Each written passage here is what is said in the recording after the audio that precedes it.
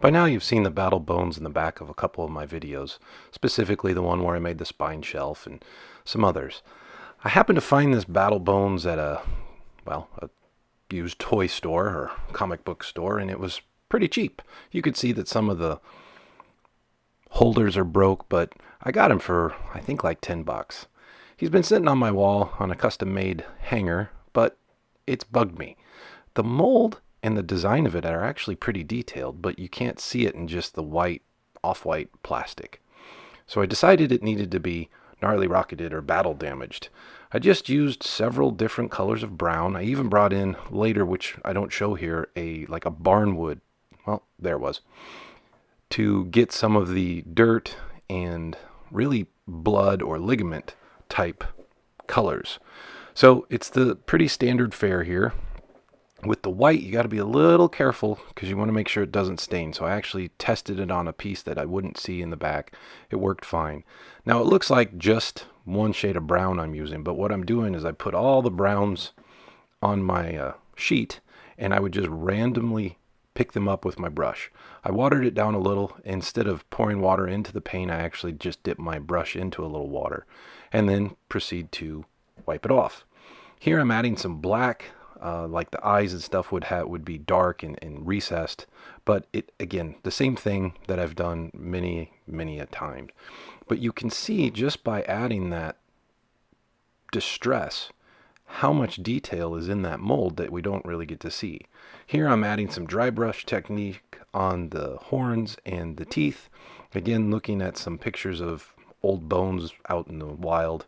I actually rubbed quite a bit of the white off, especially on the teeth. It was just too white for me, but it looked a lot better than just the plain old plastic. So again, we've talked about these are the differences between what we used to call a $12 toy and a $24 toy, but now with all the prices, a $24 toy has zero paint, and something like this would be 80 bucks.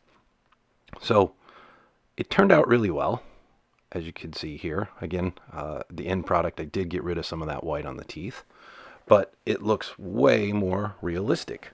Now, granted, skulls don't have action figure holders, but I thought it would fit with my overall decor. Now I need something to hold it, because Battle Bones is cool, but you gotta have a lot of shelf space. So I decided I wanted a bracket, and I wanted a bracket that would hold him from underneath the skull and hold his mouth closed. So I simply went to Fusion 360, put in He-Man symbol, and modeled it up. I then did some measurements on Battle Bones itself. You can see that little tip on the end that holds his head closed. Added some screw holes and printed her up.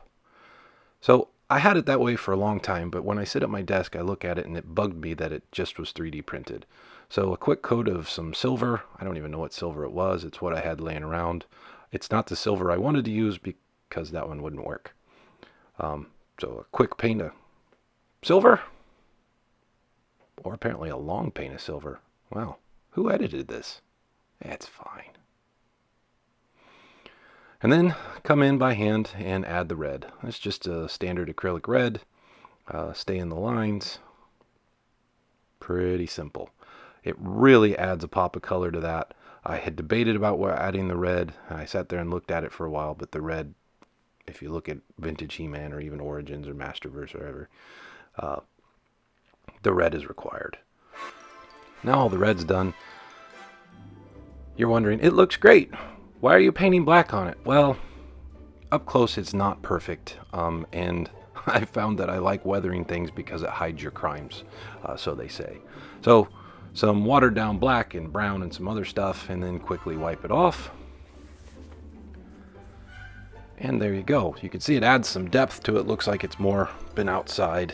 And again, my whole intent is to make it look less and less like it's been 3D printed. Now come back in with a dry brush of silver to add some pop to the edges. And we're done. Time to hang it up. So I think it turned out pretty well. Again, it looks battle damaged, may not be your thing. I put the screws vertically so I could screw it right into a stud. Battle Bones doesn't weigh much, but that's what I did. I think I might make these available, whether I do the 3D model available. If anyone is interested in these, I can figure out where to put them. Maybe it'll be Thingiverse. Thought about modeling the different He-Man emblems. I also found they work great for figures. So if you're like me and you're out of shelf space, you can hang. That's an origin figure or a classic figure. And my Rio Blast has a tough time standing up. His legs are wobbly, which is always the case. But was designed for Battle Bones, but it fits at least Origins and the vintage characters, but you could also display your Battle Bones. If anybody's interested in that file, or a Hordak version, or a Skeletor version, or whatever, let me know. It was kind of fun to model, pretty easy to model, and we'll see what we can figure out. Hope you liked it. See you next time.